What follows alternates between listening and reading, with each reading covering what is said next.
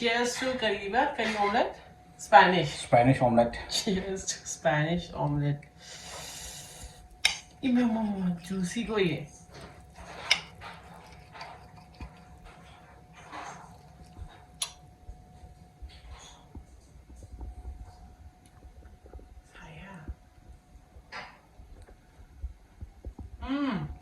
야부다. 오케이. Làm hảo em. Đi chắc ra tự xin ăn sao hảo nhỉ?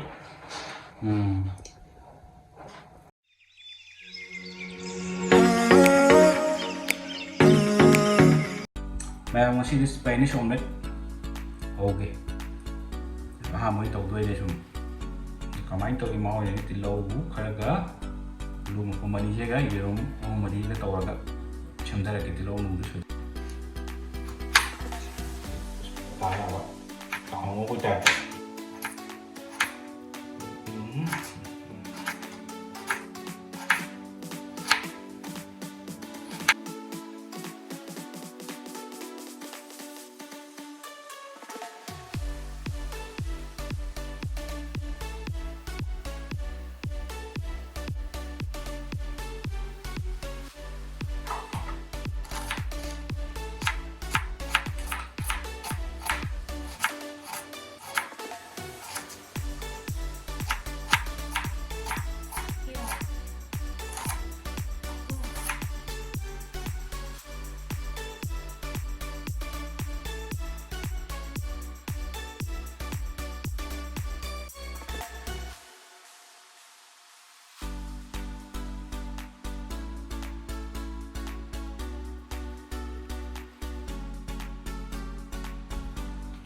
Thì hộp dần là cái họ có học rồi làm đấy đấy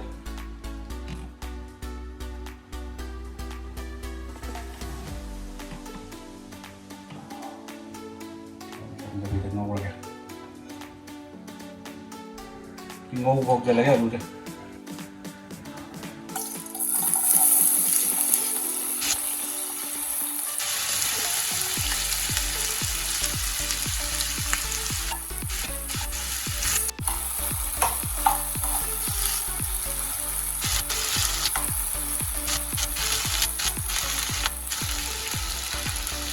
menit aku main pakai aku udah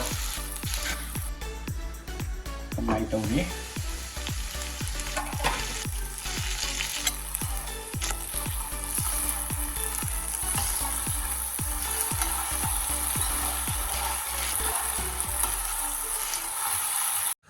ini naman eh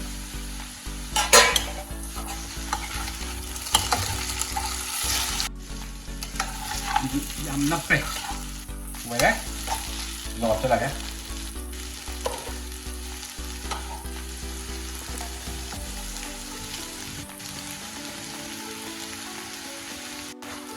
nó khai rồi vả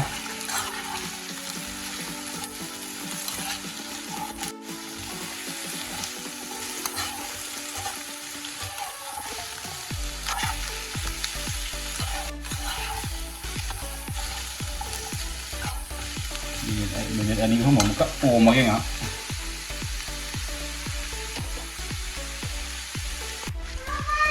chili powder hấp dẫn đấy cái đó là hấp dẫn xả black pepper juga kayak coba sama-sama kita hấp dẫn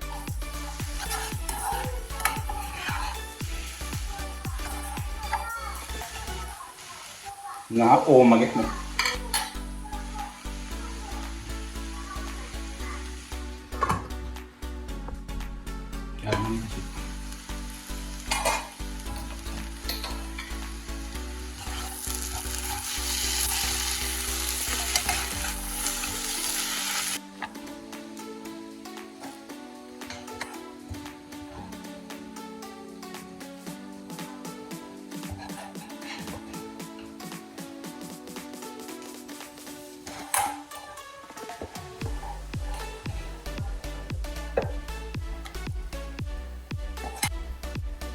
Girum múc thịt rất là dễ.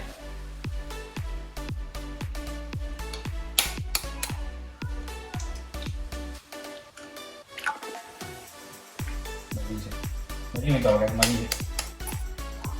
오케이. 공부랑 다시가.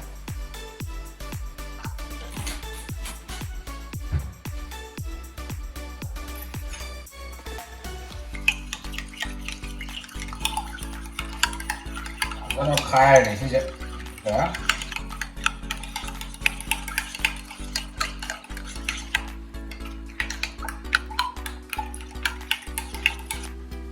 ngu của mẹ anhดูcái học học sẽ là cái sự tôi gọt khai này đó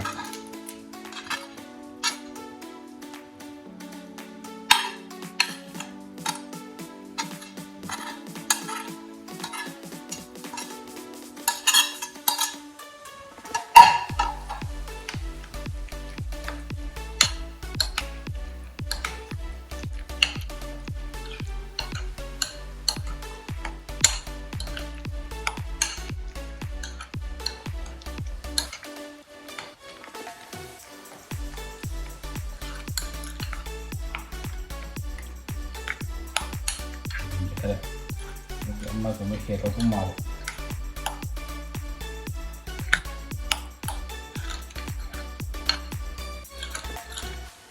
thịnh hấp thầm mà cái mình anh yêu mùng cả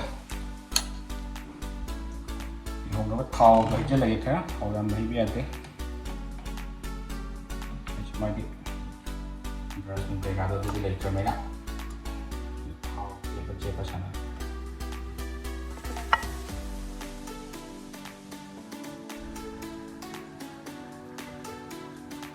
sudah kan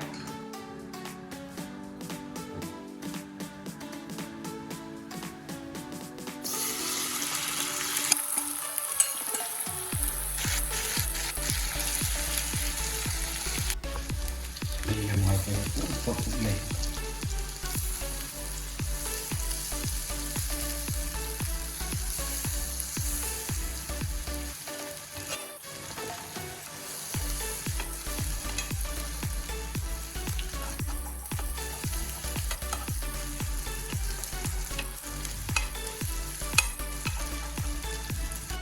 mangap oh magesya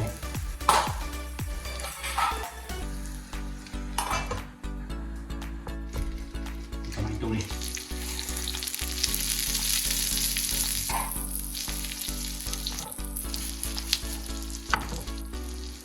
coba lihat kan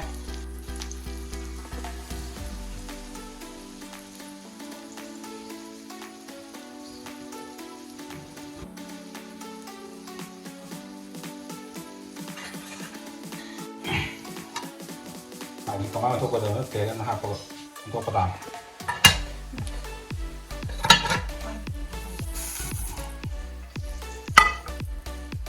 ini Spanish omelette này thọc trong một hay gà ngon cô và một cái tàu bắt đầu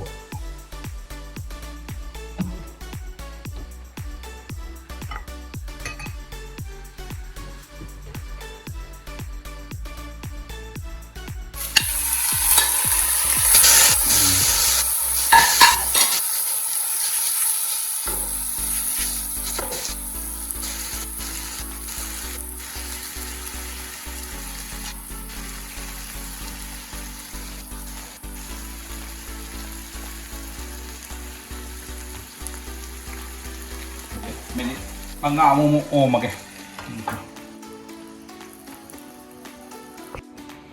công anh Tori xin nào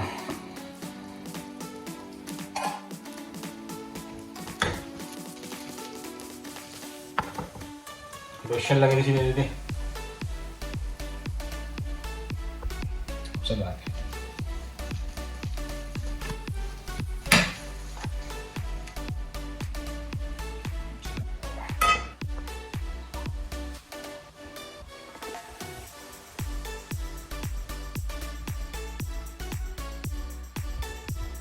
Spanish omelette kamay testo bien na ba? Yung yang kasi kain to umugre sanari ngay da Talo do di kamay to bien.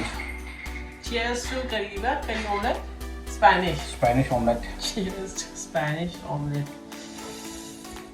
Ima mo juicy ko ye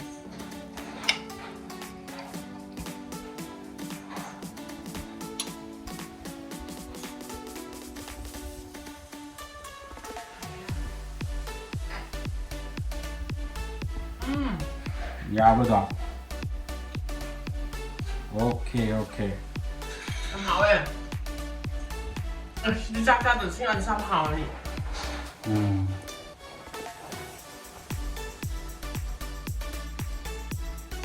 ꯍꯥꯎꯃꯟꯗꯅ ꯃꯁꯤ ꯀꯩꯅꯣꯝ ꯇꯧꯈ꯭ꯔꯦ 家家的这些是有真的好。温的。 ꯈꯔ ꯆꯥꯎꯕ ꯀꯦꯛꯀꯤ ꯇꯥꯏꯞꯇ ꯈꯔ ꯆꯥꯎ ꯆꯥꯎꯕ 哎。 ꯍꯥꯎꯕ꯭ꯔꯥ ꯑꯩꯈꯣꯏ ꯁ꯭ꯃꯣꯜ ꯀꯤꯠꯆꯟꯁꯦ ꯅꯩꯃꯦꯅ 要不要来吃啊 ꯆꯥꯗ꯭ꯔꯣꯕꯅꯤ ꯀꯩꯅꯣꯗꯨꯗ ꯑꯣꯀꯦ ꯀꯔꯤ ꯁ꯭ꯄꯦꯅꯤꯁ ꯂꯣꯏꯁꯤꯜꯂꯦ？Spanish。 ꯕꯥꯏ ꯕꯥꯏ ꯁ꯭ꯄꯦꯅꯤꯁ Bye bye Spanish。